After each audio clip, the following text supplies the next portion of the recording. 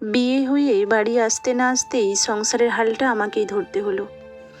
আমার স্বামী সুজয় সদ্য চাকরি পেয়েছে, ও বিদেশে চলে যাবে। আমাদের 6 বছরের সম্পর্ক। ও আমাকে বলে ও যেহেতু বিদেশে চলে যাবে তাই বিয়েটা করে নিতে চায়। আমার নিজের পায়ে দাঁড়ানোর খুব ইচ্ছে ছিল, আমার বাবা মাও তাই চাইতেন, কিন্তু পছন্দের মানুষটার সাথে বিয়ে, তাই আর আমি না করতে পারিনি। নিজের ইচ্ছেটাকে এক প্রকার বিসর্জন দিয়েই বিয়ের পিঁড়িতে বসলাম। বিয়ের একদিন পরেই রান্নাঘরে ঢুকতে হলো। আমার ভাসুর বিজনেস করে, আমার যা একটা অফিসে বড় পোস্টে চাকরি করে। খাবারে একটু ঝাল বেশি হয়ে গেছিল। আমার যা আমার মুখের ওপরেই বলে দিল, যদি রান্না করতে না পারো তাহলে রান্নাঘরে ঢুকেছিলে কেন?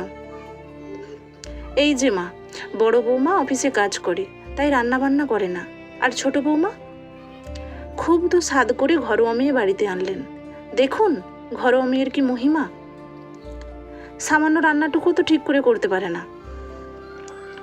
আমার ভাসুর বলে, সংসারের সমস্ত বোঝাটা যেহেতু আমাদেরকেই টানতে হয়, খাবার সময় যদি ঠিক মতো খাবার না পাই তাহলে একসাথে থেকে কি হবে? যে যারটা বুঝে নিলেই হয়। আমার শাশুড়ি মা খুব রেগে গিয়ে কেঁদে কেঁদে বলেন, দেখ সুজয়, কি অলক্ষীকে ঘরে নিয়ে এসেছিস, না আছে কোনো রূপ, না আছে কোনো গুণ, ঘরে ঢুকতে না ঢুকতেই সংসার ভাঙতে বসেছে। আমার স্বামী নীরবে কথাগুলো শুনছে। আমি রান্নাবান্না করতে জানতাম, তবে নতুন জায়গা, নতুন মানুষজন, কে কীরকম খায় জানতাম না তো, তাই একটু নার্ভাস থেকেই তরকারিতে ঝাল বেশি হয়ে গেছে। তবে এত বেশি ঝাল হয়ে যায়নি যে মুখে দেওয়া যাবে না।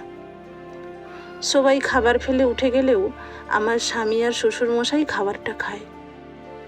আমার স্বামী রুমে এসে বলে, চিন্তা করো না, ধীরে ধীরে সব ঠিক হয়ে যাবে, দেখো। আমি বললাম, সবাই তো খাবার ফেলে উঠে গেল, তুমি খেলে কেন? তুমি এত কষ্ট করে রান্না করেছো, আমি খাবো না? আমার তো ভালোই লেগেছে, এতটুকু ঝালে আমার খেতে সমস্যা হয়নি। 1 সপ্তাহ সময় লাগলো কে কি খায়, কি পছন্দ করে সবটা বুঝে উঠতে। আমার স্বামী বিদেশে যাবে, বিয়ের 1 সপ্তাহ ওর সাথে যে কিভাবে কেটে গেল বুঝতেই পারলাম না। যার হাত ধরে সংসারে এসে উঠেছিলাম, সেই মানুষটাই আজ আমাকে একা রেখে বিদেশে চলে যাচ্ছে। যাবার সময় ও মাকে বলে, প্রিয়াকে দেখে রেখো মা, ওর শরীর অসুস্থ হলেও, অনেক কষ্ট পেলেও ও কারো কাছে মুখ ফুটে কোনোদিন কিছু প্রকাশ করে না। কী রে সুজয়, এবার কি তুই তোর বউয়ের সেবা করতে বলছিস? কোথায় তোর বউ, আমরা শ্বশুর শাশুড়ি আমাদের সেবা করবে, তা না তোর বউকে কি আমি রেঁধে বেড়ে খাওয়াবো নাকি? এমন দিনটাও দেখতে হবে? কোনোদিনও ভাবিনি এটা। শাশুড়ি মা আমার স্বামীর কথার অন্য মানে বের করে। আমারও কথাগুলো শুনতে খুব কষ্ট হয়। প্রত্যেক দিন ভাবতাম আজ এই রান্নাটা করে সবার মন জিতে নেব, কিন্তু কোনোদিনও তা সম্ভব হতো না। সংসারে একমাত্র শ্বশুরমশাই আমাকে ভালোবাসতেন। উনি মিলিটারিতে উচ্চপদস্থ কর্মচারী ছিলেন। উনিই কেবল আমার কষ্টটা বুঝতেন। একটা দুর্ঘটনায় ওনার পায়ে ফ্র্যাকচার হয়ে গিয়েছিল, তখন থেকেই ডান পাটা প্যারালাইজড হয়ে গেছে। যা ভাসুর সংসারে বেশি টাকা দেয় বলে প্রত্যেক দিন কথা শোনাতো, অথচ শুনেছি বাবা রিটায়ারমেন্টের পর বেশ কয়েক লাখ টাকা পেয়েছিলেন। বেশিরভাগ টাকাটা ভাসুরের হাতে ব্যবসার জন্য তুলে দিয়েছেন, আর বাকি টাকাটা ননদের বিয়েতে খরচ করেছেন। এদিকে উঠতে বসতে শাশুড়ি মার মুখ ঝামটা শুনতে হয়। প্রত্যেকের ঘরে ঝাড়ু দিয়ে মোছার পরে বলে, এটা মোছা হয়েছে, চারিদিকে ধুলোবালি কিচকিচ করছে। জামা কাপড় কাচলে বলে, এটা কি জামা কাপড় কাচা? জামা কাপড়ে এত ময়লা রয়ে যায় কি করে? চোখে দেখো না নাকি? একদিন হাত থেকে একটা কাঁচের গ্লাস পড়ে ভেঙে গেছিল। হঠাৎ করে আমার শাশুড়ি মা এসে বলেন, কাঁচের গ্লাসটা কি তুমি তোমার বাপের বাড়ি থেকে নিয়ে এসেছো নাকি, যে উঠতে বসতে জিনিস ভাঙো? কোনো কাজে কি তোমাকে দিয়ে হবে না?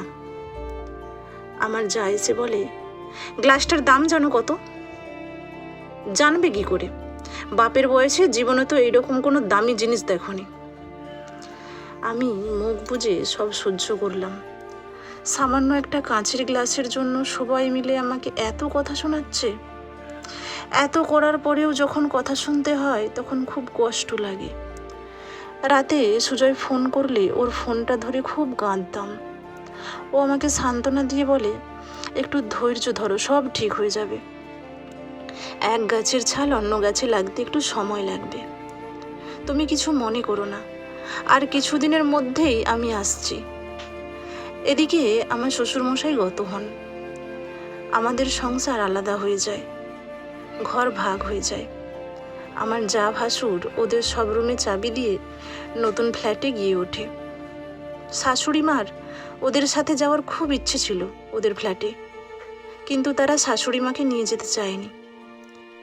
শ্বশুরমশাই মারা যাওয়ায় শাশুড়ি মা খুব ভেঙে পড়েন।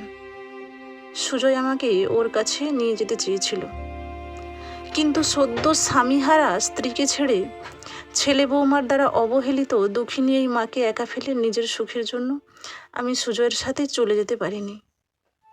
আমার শাশুড়ি মা আমার রুমে এসে বলে, প্রিয়া মা, তোর সাথে আমি অনেক অন্যায় করেছি, একবারও ভাবিনি তোর খারাপ লাগতে পারে, তুই কষ্ট পেতে পারিস। সব সময় বড় বৌমাকে সাপোর্ট করে এসেছি, আর তারা আমাকে ফেলে রেখে চলে গেল। তাদের অত বড় ফ্ল্যাটে এই দুঃখিনী মায়ের জন্য একটু জায়গাও হবে না। আর তোকে আমি কত কটু কথাই না বলেছি, আমাকে পারলে ক্ষমা করে দিস মা। ছি ছি মা, এমনটা বলবেন না, আপনি তো আমার মা। মা হয়ে মেয়ের কাছে কেউ ক্ষমা চায়? আমাকে পাপী করবেন না। শাশুড়ি মা আমাকে জড়িয়ে ধরেন। তুই আমাকে একা ফেলে সুজয়ের কাছে চলে যাস না মা, তাহলে এত বড় বাড়িতে আমি একা একা দম বন্ধ হয়ে কবেই মরে যাব। না মা, এমন কথা বলবেন না, ভগবান আপনাকে দীর্ঘায়ু দিক। বৌমা জানো, বড় ছেলেকে সমস্ত টাকা পয়সা দিয়ে আজ আমি নিঃস্ব। সামান্য টাকা পয়সার জন্য ওদের কাছে হাত পাততে হয়, আর এখন তো ওরা ভালো থাকবে বলে আমাকে এখানে রেখে চলেই গেল। মা, ওসব ভেবে কষ্ট পাবেন না, আপনার এই ছেলে বৌমা আপনাকে দেখবে, আপনি চিন্তা করবেন না। আমরা মা মেয়ে মিলে একসাথেই থাকবো। আসুন না মা, একসাথে নিজেরা ঘরে বসেই কিছু কাজ করি, যাতে করে সামান্য কিছু টাকার জন্য কারো কাছে হাত পাততে না হয়। শাশুড়ি মা আমাকে জড়িয়ে ধরেন। দিনের বেলা আমরা হোম ডেলিভারি খাবারের ব্যবস্থা করি। শাশুড়ি মা আমাকে হাতে হাতে সাহায্য করে দেন। সারাদিনটা কাজে কাজেই কেটে যায়। আমি টেলারিং শিখেছিলাম। সারাদিন কাজের শেষে সন্ধ্যায় সেলাইয়ের কাজ করি। এই সময়টা শাশুড়ি মা আমার কাছে বসে বসে গল্প করেন। এখন মা মেয়েতে মিলে সব দুঃখ কষ্ট ভুলে বেশ হাসি খুশিতেই আমাদের দিন কাটছে। সমাপ্ত। এতক্ষণ পাশে থাকার জন্য অসংখ্য ধন্যবাদ। যদি গল্পটিকে ভালো লেগে থাকে তাহলে চ্যানেলটিকে সাবস্ক্রাইব করে পাশে থাকবেন। ধন্যবাদ।